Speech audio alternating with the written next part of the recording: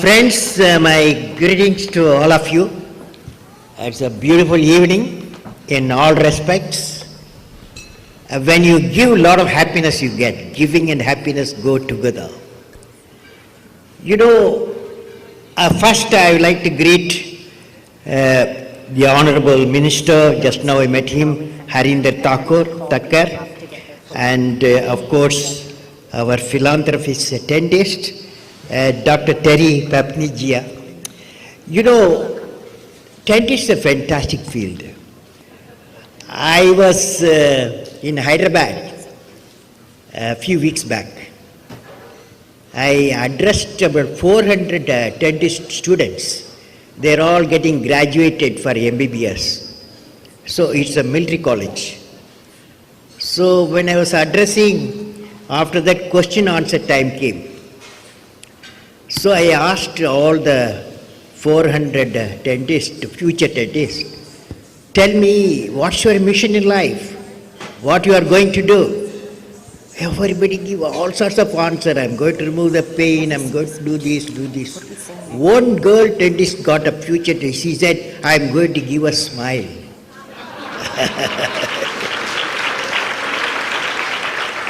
So the giving a smile is a dentist mission. Our Dr. Terry also, he is trying to give that smile to many more people, many more people.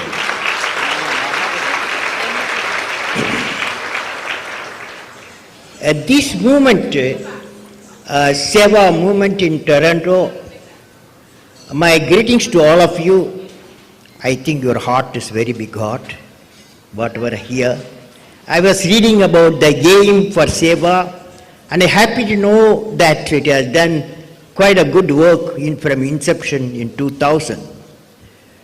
Now, I have a feeling that the concentration of Seva should not be only for India. You are starting from Canada. The movement of Seva should be India and Canada. Yes. So I was talking to Dr. Terry. He agreed with me. He is going to change his mission, is it not? You agreed? Yes, I agreed. Because after all, poverty is universal and pain is universal. We can't do one part of the world, neglect another part of the world. Everywhere, only proportion different. Proportion is different, and we have to do the mission. Now, I was thinking what to talk to you after hearing all these stories and informations and Sheetal's view. I thought of sharing with you one incident because, Mahatma Gandhi's birthday is going to come, another week's time is going to come. There, I was reading about him, Gandhiji. His mother, when Mahatma Gandhi was a 9-year-old boy, imagine Gandhiji is a 9-year-old boy, and then mother gives advice, Gandhiji's mother gives advice.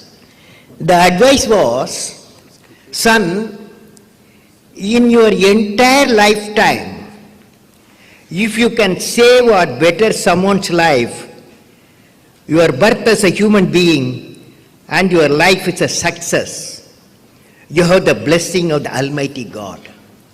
This is the advice. Gandhiji got it. 9-year-old boy from a mother. Now here I felt this advice he records in his biography, big biography. He says, my mother's advice influenced me wherever I was traveling. You know, he was in South Africa. Apartheid system, he started fighting for the apartheid system. And even now is recognized for his contribution. Of course, he was the father of nation and got us the freedom. So it's very important, mother's correct advice. Very important, all of you. Many I see is a number of very experienced people are here. that advice to the children is very, very important. When they are particularly in their teen, before their teen, the advice reach them. Parents should be available to the children. Parents should be available to children. I don't know whether such gathering I can involve you. What I say you will repeat. Will you? Will you? Will you repeat or no? You don't mind?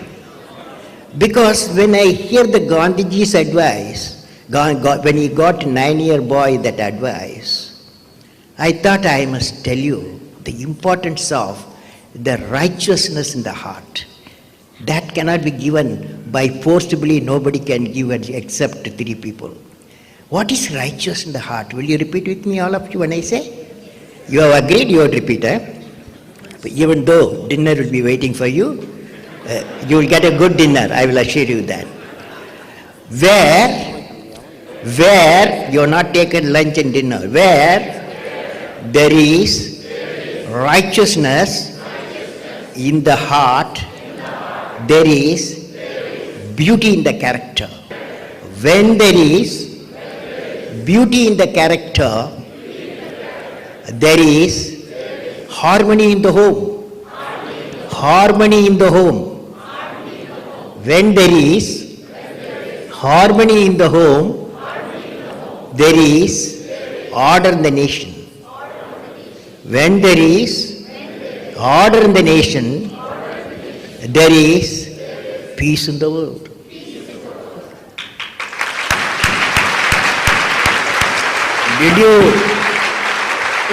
Did you friends see, if you have one quality in our children when they are growing, that quality will give you beauty in the character, give the children beauty in the character. That in turn will give harmony in the home. That in turn will give the order in the nation. That in turn it will give peace in the world. What is that one quality? What is that one quality? Very good. This side is very good. Righteousness in the heart. Now, righteous in the heart, who can give? Because we need righteous in the heart, who can give? Guess. Because I was morning addressing a school and college, 10 fellows immediately lifted their hand. So this righteous in the heart, only 3 people can give. One is father, mother in a spiritual environment. Father, mother in a spiritual environment. Third one, primary school teacher. Primary school teacher. These are the 3 people can give. The righteous in the heart gives you the mind to give and also gratitude. Righteous in the heart, 2 qualities has got. It will give for giving. You give, giving is become a part of the life, and gratitude, thanking capacity. So friends, with this I want to narrate you an experience I had. You know, when I was a president, I think it's 2004, I got a call, a telephone call, very important call. And that call said, 100 years old man wants to talk to you. Naturally, you have to give priority.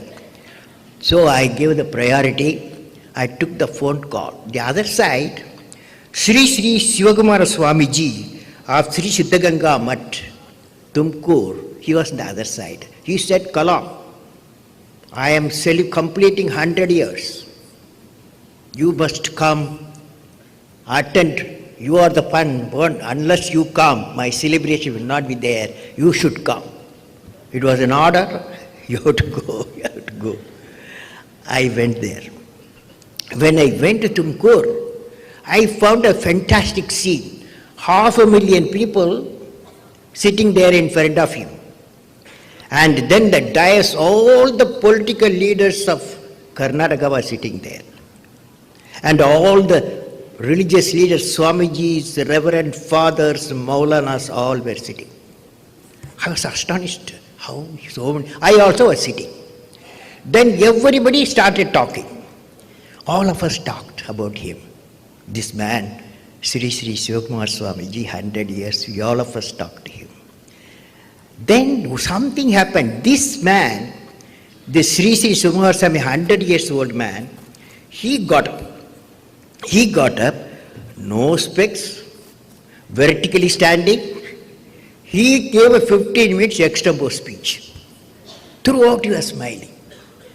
I was astonished.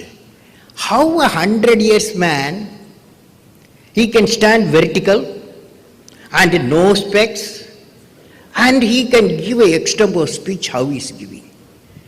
Then I realized,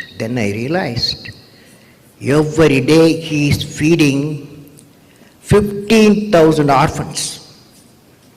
He has got 250 schools and colleges, okay? 250 schools and colleges and free education he gives.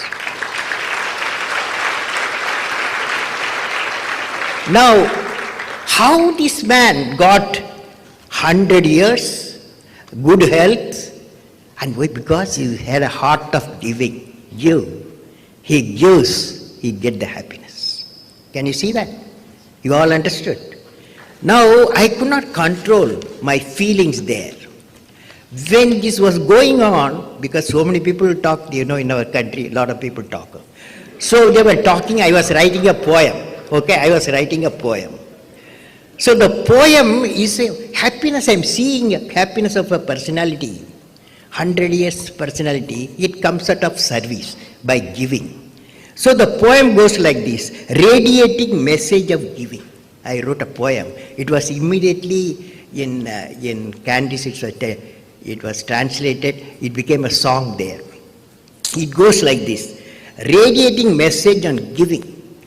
And the poem is, oh my fellow citizens, in giving you receive happiness. In giving you receive, in giving you give happiness. In body and soul. Giving happiness not only in body, in soul also. You have everything to give. One should not worry, according to me, that he does not have money to give. You have everything to give. If you have knowledge, share it. If you have resources, share it with the needy. Use your mind and heart to remove the pain of the suffering and cheer the sad hearts. In giving, you receive the happiness. Almighty will bless all your action. This is the poem I wrote. And I dedicated to the Swamiji, that 100 years old Swamiji. Now he's running, again I went to his another birthday, he's running 104, doing very well. What message do we get from all these experiences? All these experiences give an insight that human beings can attain lasting peace and a happiness only when they rise above their selves, work towards serving others without external temptation. I have come across many incidents where people have, irrespective of their normal professional affiliation, have come forward for the great social mission of giving. Friends, if you ask me, I had recently in April, I went for teaching. I teach for my students at Lexington, USA. I had 65 students in my class. So the class I have taken, a unique subject, it attracted a lot of students. Subject was the evolving happy, prosperous societies in the world. Evolving happy, prosperous society in the world. They are all postgraduate students, top class students. When I was teaching, one girl student got up. She said, Mr. Kalam, fantastic, I like your teaching, your class, you are not teaching us, you are making us to learn, so we are happy. But you have to answer me a question, in USA they will just bluntly, they will ask. So shoot it, I said. She asked the question, Kalam, I saw your book, I read all sorts of things, you have done many things in your life. Which is the thing which made you more happy? This girl asked me, my student, and every student they work at, yes, this question, fantastic question, we want an answer, you postpone your teaching, they said. Okay, how to answer that? I said, first time this question, I have not faced in my country or anywhere that question. What made you more happy? You know, you get many times happy, you get many times sadness when you fail also. But this, my student asked me, what made you that happiness, the more happiness equivalent in Sanskrit, ananda, that is bliss. Which gave you bliss? That's the question this girl asked me. Now I have to think some time. Then my answer was like this. You know, when India, I was the project director for satellite launch vehicle. When we launched the satellite launch vehicle, put the satellite in orbit, before there was a failure. Second time we put it, which was a success. It was a grand success. So India put the satellite in the orbit using her own rocket, fourth nation. So it's celebration. Now when the Agni missile, I said, I got happiness to my students. She was not happy. Then second answer was, I did Agni missile system. I means my team did it. I was the chief for that. And it reached the 2000 kilometer range accurately. That also gave happiness.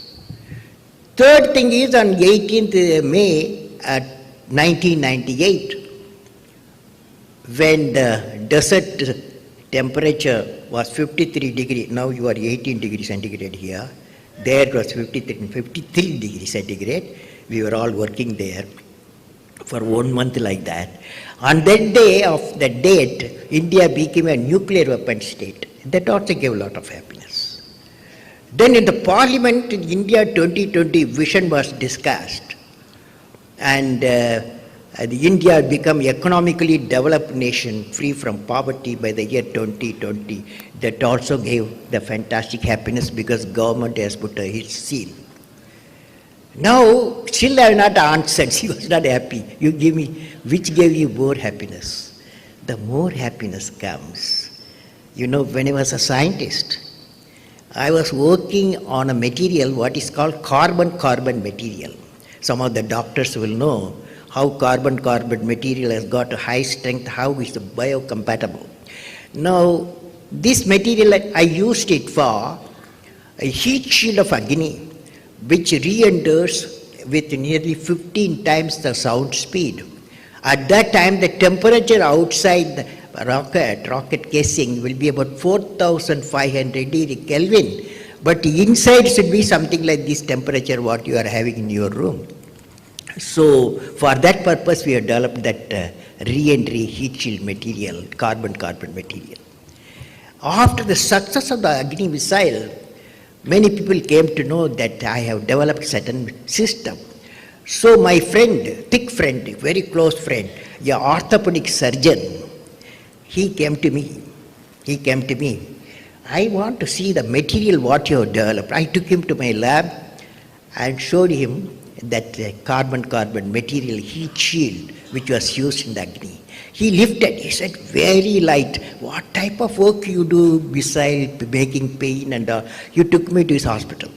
And there he took to his ward about 30-40 children below 15. The children were struggling with calipers. You know calipers? It's a polio patient. They fit that polio patient, they fit it. It's each caliper, the 2 caliper, 4 kilogram. That children find it very difficult to wear. So he gave a challenge, orthopedic surgeon gave me a challenge, whether you can make